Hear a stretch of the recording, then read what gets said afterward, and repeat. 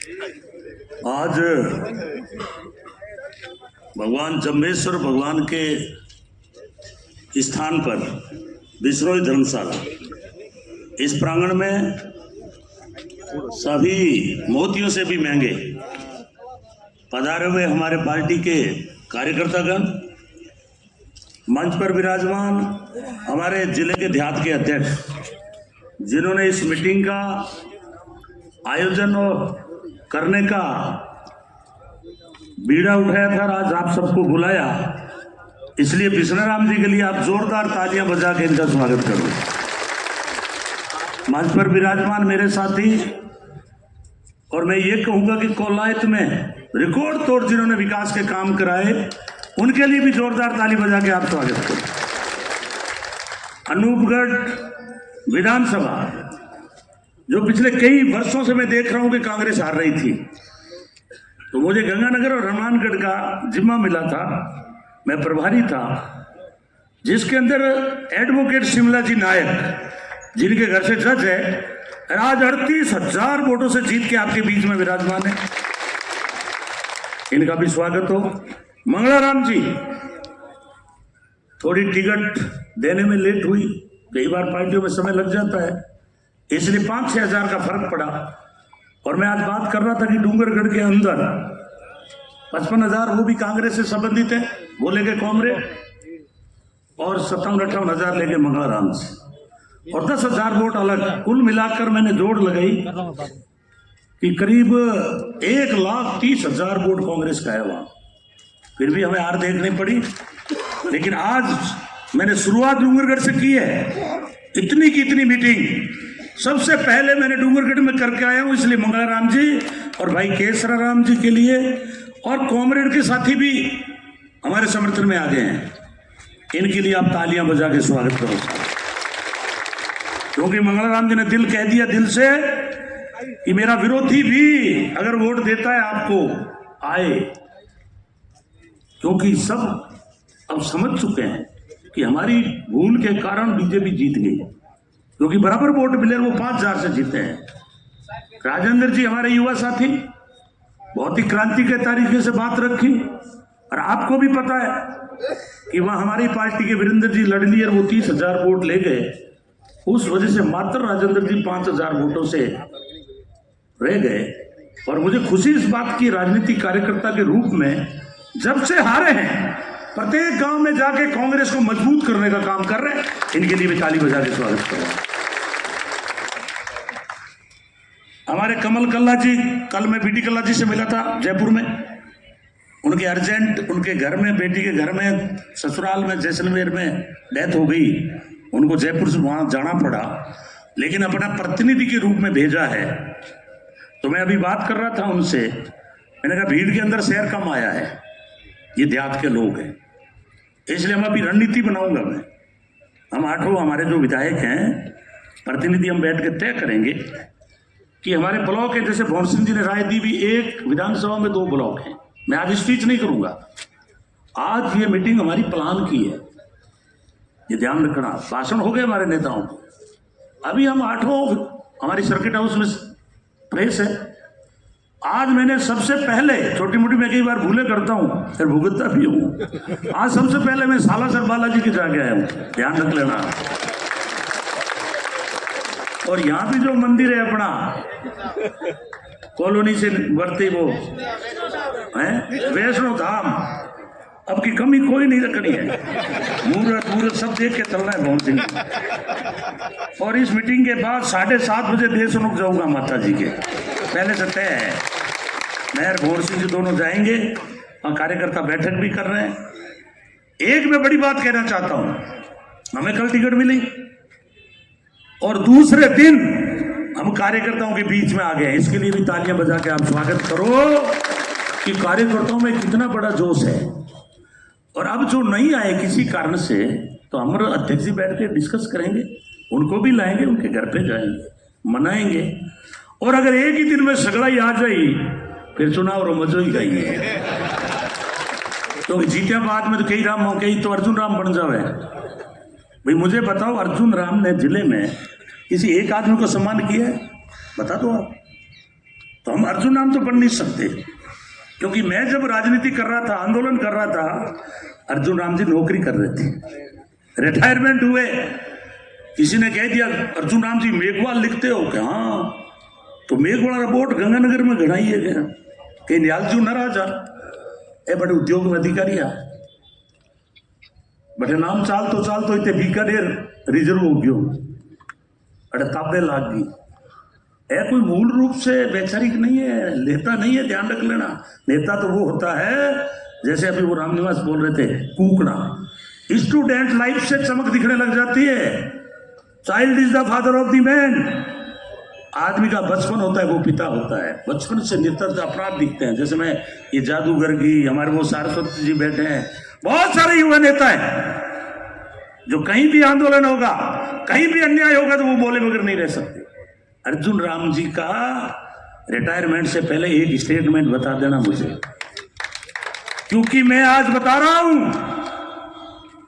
मैंने सबसे पहला आंदोलन इनके गांव किस्मीनेश्वर से शुरू किया हुआ है। उस वक्त ये नौकरी कर रहे थे और इनका वर्जन था कि गोविंद जी गूंगिया में कट्टे फंसिया हो, सगड़ा बैठे आप सराड़ा सगड़ा जाने है, ए बेटा सुरदना हमारे गिरधारी जी।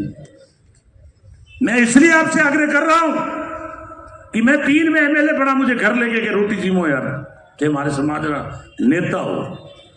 लेकिन हम मानते हैं कि डेमोक्रेसी में अगर छोटे से छोटे आदमी को भी विधायक और एमपी बनाते हैं तो हम नेता मानते हैं।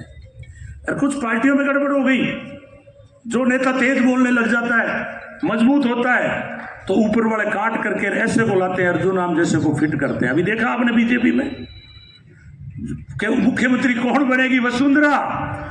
और वसुंधरा जी बढ़ते बढ़ते अर्जुन राम जी, राजेंद्र सिंह जी को 9-1 बन गया और लास्ट में आया कौन? बेटे भजन लाल जी, पर्ची सुबनर बैठ गया। ये होता है मजा। आपने देख लिया बीजेपी का खेल। इसलिए मैंने आपसे निवेदन में करने आया हूं। मेरा जीवन स्टूडेंट लाइफ से 30 साल का, जेल भी गया, संघर्ष किए, आंदोलन किए, और आज मुझे कहते हुए खुशी है इस बात की कि मात्र मुझे 5 साल का टाइम दिया। मैं धन्यवाद देना चाहता हूं मेरे शीर्ष नेतृत्व राहुल गांधी जी, हमारे खड़गे साहब, राहुल गांधी जी, सोनिया गांधी जी, सुखजिंदर सिंह जी, डोटासरा साहब जो कि हमारे अध्यक्ष हैं, कि मेरे जैसे आदमी, मैं असेंबली में रह गया, असेंबली में, उसके बावजूद भी पार्लियामेंट की टिकट देके आपके बीच में भेजने का काम किया है। मैं इस बात की बधाई देना चाहता हूं कि गांव गांव से फोन आ रहे हैं कि गोविंद जी अगर आप नहीं लड़ते तो हमारे तो समस्या ये थी वोट देवे कहां। आप समझना बात को। इसलिए विश्रा राम जी ने डोटासरा साहब को बुलाया। हमने उस दिन तय कर लिया कि पार्टी जिसको सिंबल देगी, गोविंद चौहान उसके लिए रात और दिन एक करेगा और कांग्रेस को जिताएगा।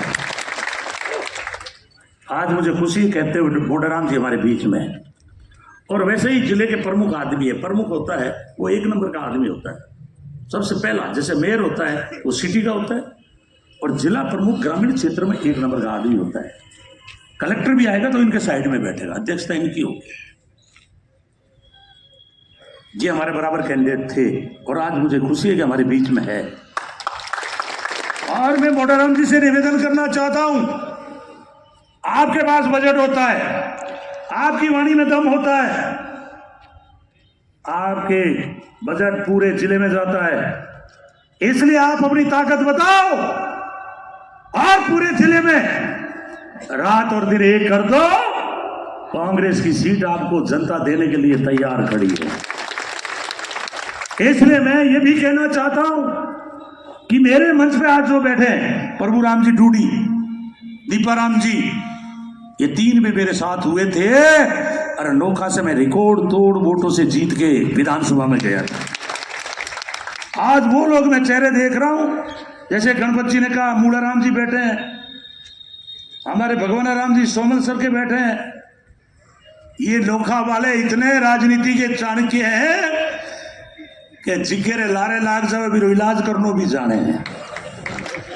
मैंने राजनीति इनसे सीखी है, और अगर सागे हो जावे तो ये बूथ में कई बार 100% भी ज्यादा टेक थे, कई पासा काटना पड़े। मेरे 3 में देखा बंदड़ा में दीपर हम जी 100% उगड़ा डाल दिया, वोट तो कोई 1000 2000 2500 दिखा दिया।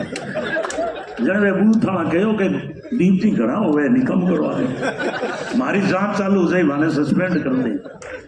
राजनीति सीखनी हो तो इनसे सीखो आप। इसलिए मैं आज मानता हूं कि राजनीति के चाणक्य लड़ाके हमारे डूडी जी आज वो असमस्त है, लेकिन आज उनकी पूरी टीम सक्रिय है।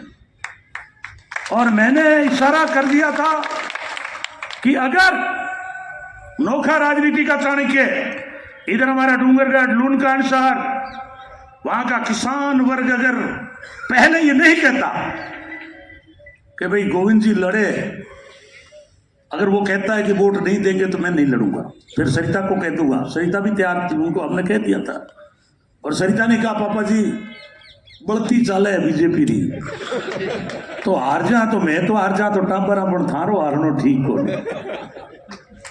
मैंने सबसे राय की कि अगर आप लोग वोट देते हो तो मैं आवेदन करूं, अन्यथा आप जैसे उसको लड़ाओ, मैं आपके साथ हूं।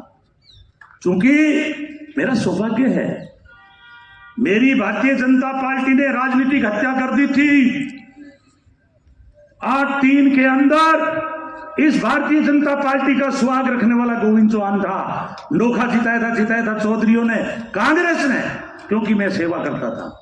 ये कांग्रेस ही थे, फिर भी जिताया। इन बदमाशों ने जैसे आज वसुंधरा जी को बाहर निकाल दी, वैसे ही 8 के अंदर खाजूवाड़ा परिसीन हुआ तो मेरे को दूध में से जैसे मक्खी को निकाल के फेंकते इन्होंने फेंक दिया। इसलिए मैं इस माइक के माध्यम से विश्वरोही धर्मशाला में निवेदन करना चाहता हूं, चाहे मेरी कांग्रेस मेरे ही संबड़ी भी मांगेगी तो भी मैं देने के लिए तैयार हूं। उम्र भर कांग्रेस की सेवा करूंगा।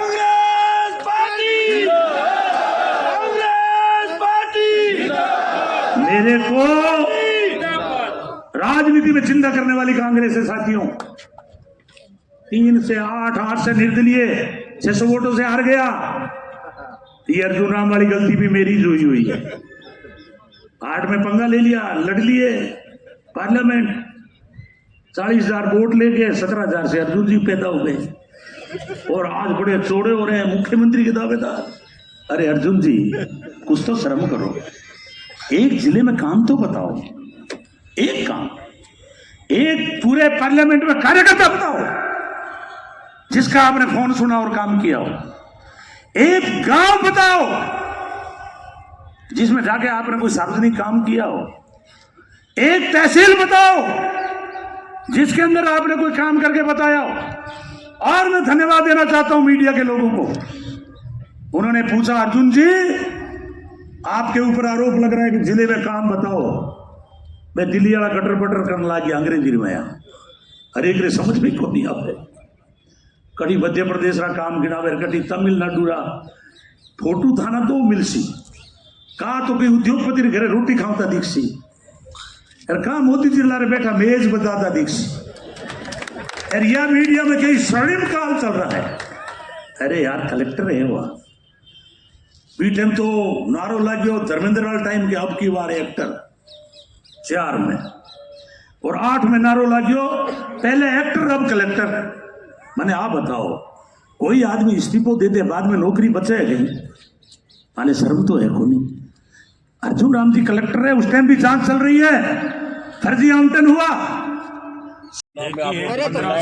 15 साल से अर्जुन राम जी को बीकानेर लोकसभा में कैंडिडेट जीता करके और भेज रहे भारतीय जनता पार्टी। लेकिन दुर्भाग्य इस बात का है, मेरा अर्जुन राम जी से एक ही सवाल है कि 15 साल में आप एक भी काम गिना हो जो आप केंद्र सरकार से लाके किया हो, या एक भी मुद्दा बताओ। 5 साल आप विपक्ष में भी रहे कि आपने कोई आंदोलन किया हो या कोई मुद्दा उठाया हो पार्लियामेंट में। इसलिए अगर देखेंगे तो ये डबल जीरो है। इन्होंने कोई काम नहीं किया है, इसी तरह की बात नहीं उठाते हैं। आप जानते हो कि पूरे देश में महंगाई है ज़बरदस्त कमर तोड़, लेकिन महंगाई के विरुद्ध में इन्होंने एक भी दिन आवाज़ नहीं उठाई। आप जानते हो कि बेरोजगारी ज़बरदस्त है। बीजेपी ने कहा था 2 करोड़ को प्रति वर्ष रोजगार देंगे, लेकिन किसी तरह का रोजगार नहीं। किसानों पे गोलियां चल रही है, किसानों को मारा गया है। पहले 378 दिन बैठे रहे, 700 किसान शहीद हो गए, एक भी दिन अर्जुन राम जी उस पर नहीं बोले। नोटबंदी हुई, पूरे देश के अंदर रुपये का सत्यानाश हो गया, पूरे विश्व में हमारा रुपया गिर गया है। खुद प्रधानमंत्री ने कहा था कि जिस देश का रुपया गिरता है उस देश का प्रधानमंत्री जो है भ्रष्ट कहलाता है। वो हालत हुई, लेकिन आज उस पर बोलने को तैयार नहीं है कि पूरे विश्व में हमारा रुपया जो है 83 रुपये डॉलर के बराबर हो गया। जीएसटी लगा के व्यापार चौपट कर दिया। मणिपुर जल रहा है, पहली बार आज़ादी के बाद महिलाओं के साथ शोषण हो रहा है, रेप हो रहा है। एक मतलब सैनिक की औरत वाइफ, उसके साथ सरेआम रेप हुआ, लेकिन आज तक प्रधानमंत्री या ये अपने मोदी जी, हमारे जो अर्जुन राम जी एक शब्द बोलने को तैयार नहीं है। संविधान को धज्जियां उड़ाई जा रही है, तो भी वो 15 संविधान साल को से जलाया जा रहा है। लेकिन बीकानेर के बारे में बोल लो गोविंद जी। अब देखिए बीकानेर में 15 वर्ष में इन्होंने एक भी काम नहीं किया, एक भी गांव में नहीं गए, एक भी तहसील में नहीं गए, एक भी समस्या को टच नहीं करते, न ये कार्यकर्ता की इज्जत करते, न ये बीजेपी की नेता की इज्जत करते, न आम जनता की इज्जत करते, और ना किसी गांव में जाके समस्या सुनते। इसलिए मैं देख रहा हूँ कि जबरदस्त उत्साह है। आज 15 दिन हो गए ये जीत के सो रहे हैं, और मेरे को कल टिकट मिली, आज मैं जनता के बीच में हूँ।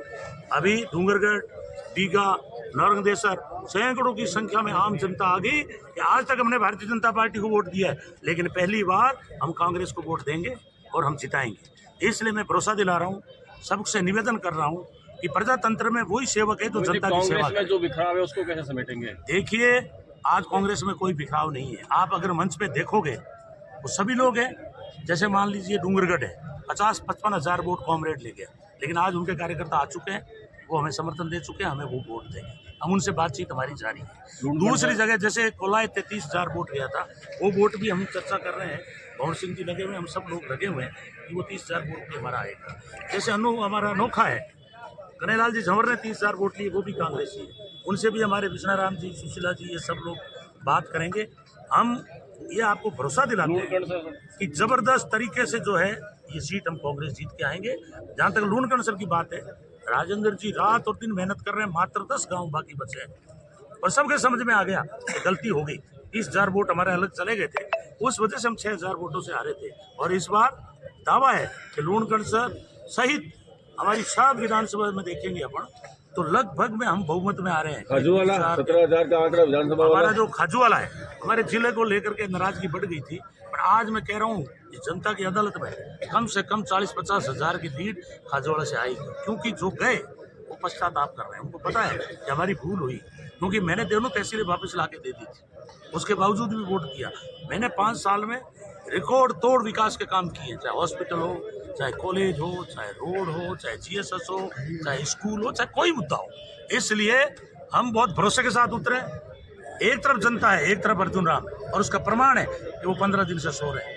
जो यही कह रहे हैं हम जीत रहे हैं मोदी जी की गारंटी पर, लेकिन मैं कह रहा हूँ कि बीकानेर की जनता बदलाव चाहती है और बीकानेर की जनता लड़ रही है। और मैं जगह जगह से मेरे से अनजान लोग वोट फोन कर रहे हैं कि गोविंद जी खर्चा भी हम लगाएंगे, वोट भी हम ढोएंगे, लेकिन अर्जुन राम को सबक सिखाएंगे। अर्जुन जी के मोदी राजनीति नहीं करते। मोदाराम जी के अलावा और भी लोग थे, वो सब साथ में है क्या? देखिए, हम पहले हमारे डोटासरा साहब आए, भंवर सिंह जी थे उसमें, हम सब लोग वहीं थे, हमारे सुखजिंदर सिंह जी थे। हमने उसी दिन तय कर लिया, मैंने मोदाराम जी ने, या जो भी मांग रहे थे 8-9 जने, उसी दिन तय कर लिया कि कांग्रेस का सिंबल जिसको भी देंगे हम उनके साथ लगेंगे। और उनका सबूत है, सबसे मजबूत उम्मीदवार थे हमारे जिला पर, जिनको मैंने अभी साफा बनाया मोदाराम। इसलिए हम सब एक हैं, सारे ही एक हैं, कोई आपको बिखराव नहीं दिखेगा। ठीक ठीक है। धन्यवाद है।